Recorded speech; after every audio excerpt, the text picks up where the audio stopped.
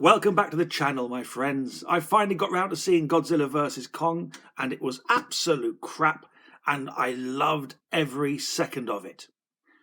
It was exactly what I needed, a big dumb movie to take me out of myself for a couple of hours. I recommend it. I won't be spoiling it too much on here. I'm not going to tell you who wins, but I saw a post by someone that I know, and he's one of those guys that everything he writes, you want to read it in Alan Partridge's voice, if you know what I mean. And he put up, I've just seen Godzilla vs. Kong. What a pile of tosh. Completely unconvincing fight scenes. I don't know what he was expecting. It's a 400-foot gorilla versus a 400-foot tall fire-breathing dragon. You're not going to see Kong dancing around Skull Island in black and white, wearing a robe, like with the Raging Bull music playing.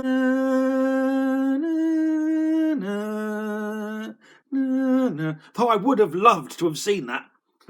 Sorry, I've got the picture in my head now. Raging ape. Anyway, I thought I loved it fine. It's never going to be realistic. Guess what? It's not supposed to be. It's supposed to be a bit of fantasy for an hour and a half. Oh, it's a nippy watch. It's done quick. It's not like a 3-hour epic, this one. They cut straight to the chase. And it's interesting because the director said, Adam Wingard, the director, said that we were going to get a definitive winner. One will fall. Because in the original film, in the original King Kong versus Godzilla, the Toho Studios, Toho Studios, two men in rubber suits having a row. There was a bit of a fudge. That original film, I am going to spoil that for you because it's about 45 years old. But that film ends with the two of them fighting to a standstill. Their moves limited by the fact that they're made of rubber. And the two of them go off a cliff into the sea. And then there's something happen. You don't see what's happening under the water, and then one of them breaks the surface. And there was an urban myth that depending on which country you watched it in, that determined which one of them broke the surface. If you saw it in Japan, you got Godzilla coming up, and if you saw it in America or the UK, you got Kong. It turns out that's nonsense. Wherever you saw it, you got Kong. Kong breaks the surface and swims away, presumably back towards Skull Island, or just to get away from where he is. Screw this place, I'm gone, I'm out of it, mate. Leave it, enough. But and Godzilla's fate is left to the imagination. You don't know whether he's been defeated, or whether they were under the water fighting and Godzilla just suddenly went, you know what, it's not worth it, mate, and just left. You don't know what happened. So Adam Wingard promised us this film, we're getting a definite winner. And we do. I'm not telling you who it is, watch the film, but one of them definitely wins. In the original King Kong versus Godzilla, Godzilla's actually the bad guy. He's one of those characters in Japan that in the Japanese films, that he does turn heel occasionally. He's not always a good guy, and in his first appearance, he's very definitely a villain. He's terrifying. A bit like in the WWE, he'll turn heel. Sometimes he's the good guy, sometimes he's the bad guy. He's more often the good guy. The trailer for this film sets him up as the big bad. We see him attacking humanity, and no reason is given. It's not quite that in the film. He has got a reason for what he's doing.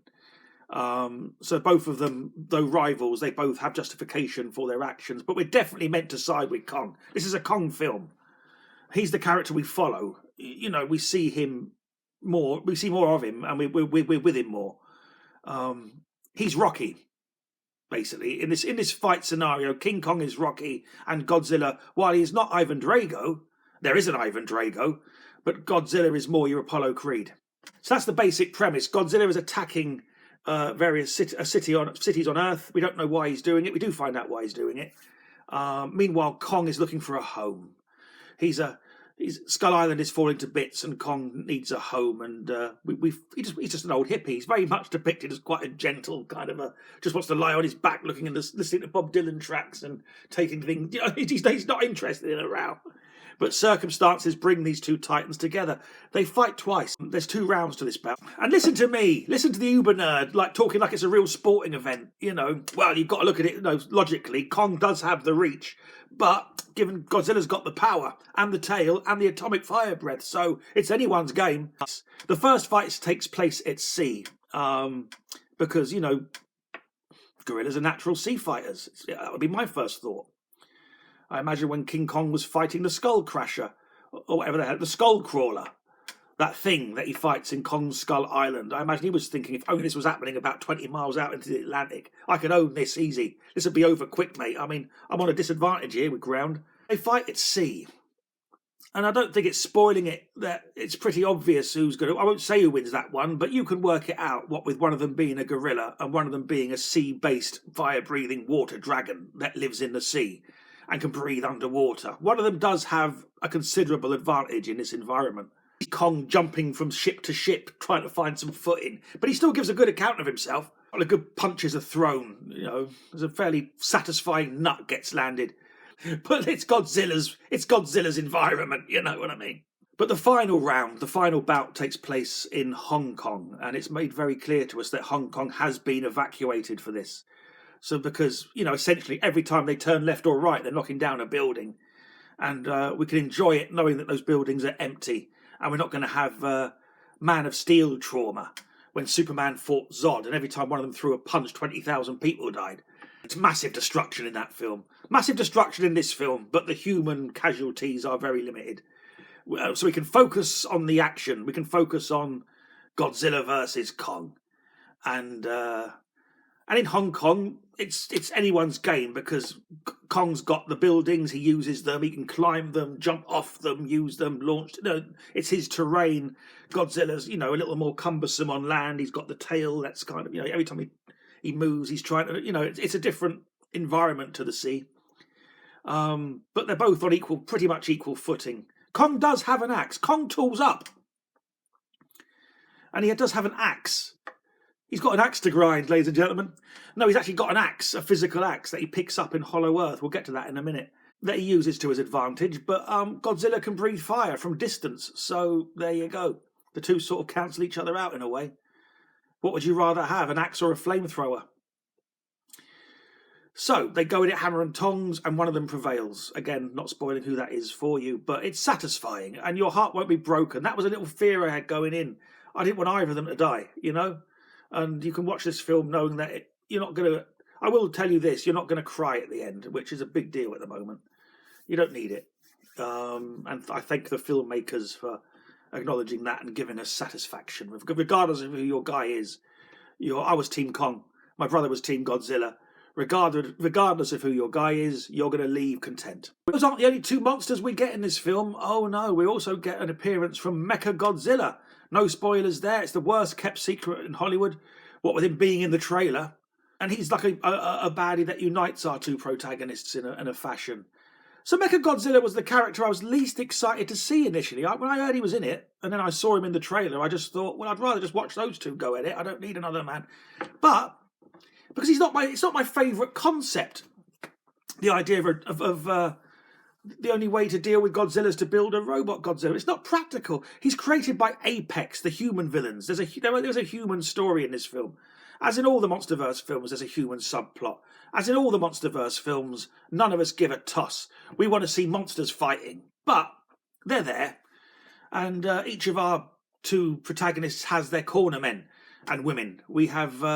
in Godzilla's corner, we have Millie Bobby Brown, off Stranger Things. She's rooting for the lizard.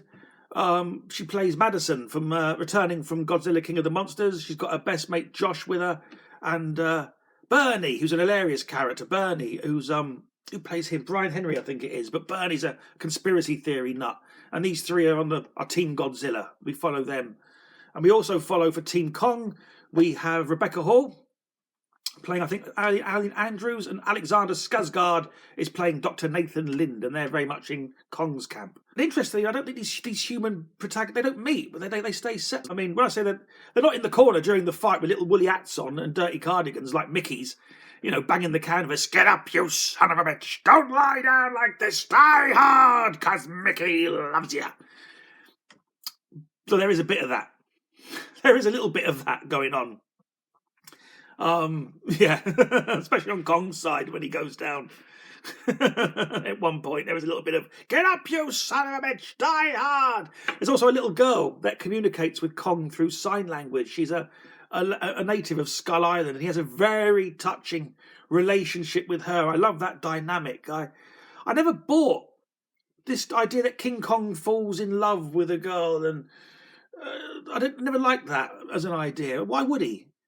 But I do like the relationships he has in these MonsterVerse films. They're genuine, and they're touching, and they're friendships. He has friendships with human characters, and it is quite moving, his affection for this little girl, her affection for him. She looks out for him as much as he looks out for her. It's nice. It's good. Good storytelling. So Mechagodzilla, the way he's done, I mean, it's a ridiculous idea. The only way to... one of the premises of the film is Apex, who are the nasty humans, the ones we don't like. We like Monarch, we don't like Apex. And Apex are trying to create a weapon to take down Godzilla. And the most practical weapon they can think of is to build a robot Godzilla that's a little bit bigger than regular Godzilla, which is one solution. It's not one that I would go for. I can't envision a scenario where Donald Trump when he was the president, was sitting there thinking, I'll tell you how we take down Kim Jong-un. We build a robot Kim Jong-il, a giant one, and we have it march on North Korea. That's the only way, the only practical solution to this. But this is one of those movies, so they built this robot Godzilla to take down the real Godzilla. And he's unbelievably sinister. He's like a Terminator Godzilla. He's unbelievable. They haven't gone with the old... when he appears in the Toho films, he normally appears as like another Godzilla, and in the course of their fighting, his skin's knocked off. Sort of like the Terminator. You see bits of the robot appear, and then you realise what he is. In this film, no, straight out the bat, he's a robot that is being powered somehow by what was left of King Ghidorah from the last film, which is quite nice. There's a kind of a transference of consciousness. Although he is Mechagodzilla, it is the consciousness of King Ghidorah, which is quite satisfying because he's one of my favourite baddies in the Monsterverse. Monster Zero. He was a three-headed dragon, and now his consciousness is in this robot Mechagodzilla. And he's surprisingly scary. The final bout, when he gets involved, he is surprisingly scary. Again, I won't spoil who wins that one, or even who he fights, because that would tip off who wins the... But he's a good protagonist, and he's used right. He's not in it all the way through. He's hinted at throughout, and then he appears... And when he does, he's used well. It's a satisfying denouement to the piece. The human characters, as always, in these films, they're interesting enough. I like them fine. I don't need them. I can take or leave them. I remember seeing Godzilla 2014 and just being a little bit... enjoying it. I mean, I love it. It's a great, great film. But there are points in it where I get the artistic decision to have Godzilla square off to another monster, have the two of them charge at each other, and then cut away to the human story, where we don't even see the fight. I get that as an artistic choice. Or we see the fight play out on a TV screen in the corner, while we focus on the human angle. You know, the relationships. But, come on! These are monster films! Show me some monsters! King of the Monsters gets it right. Godzilla, the King of the Monsters, is the perfect balance between human and monster, in that there's more monster than human. That's exactly what you want. And that's what this one goes with. So... there's plenty of wall-to-wall monster action. Not just Kong, not just Godzilla, not just Mechagodzilla. But we go on a little adventure halfway through the film. We go to Hollow Earth, the home of the Titans. And we have a little mini journey to the centre of the Earth, in the middle of the film, where the humans go down there with Kong to do what must be done, to find what must be sought. Again, I'm trying to be light on spoilers, but there's a reason for them to go down there. And Kong finds... it's where Kong comes from, so Kong comes home and we see it through his eyes. It's a beautiful little adventure, but, you know, here be dragons. There are monsters down there. So we get some more monster action down there, some more traditional Kong versus sort of smaller monsters type action to keep the thing moving. It's good. And it's a good little film, and it makes you think, there's a film here on its own, you know, exploring Hollow Earth. Maybe they'll go that route if this isn't the final chapter of the Monsterverse. I mean, there is closure at the end of this film, but there's also scope for a continuation. They could go either way now. They could continue it, they could end it. Either way, I'm satisfied. It's a satisfying film. If you've been following the Monsterverse films, this is a satisfying film. It doesn't leave you with questions, but it has got options at the end of it. So there we are, Godzilla vs. Kong. Check it out, give it a watch. It's very enjoyable. I'm sure you have already, probably a week before I did. I'm well aware this video's late. Subscribe to my channel. Why not do me that service? content like this, rants, riffs, raves. It's going to get better around here. I'm getting more used to talking to the camera now, so hopefully the videos will get better and we'll have a laugh together. Wishing you a splendid week.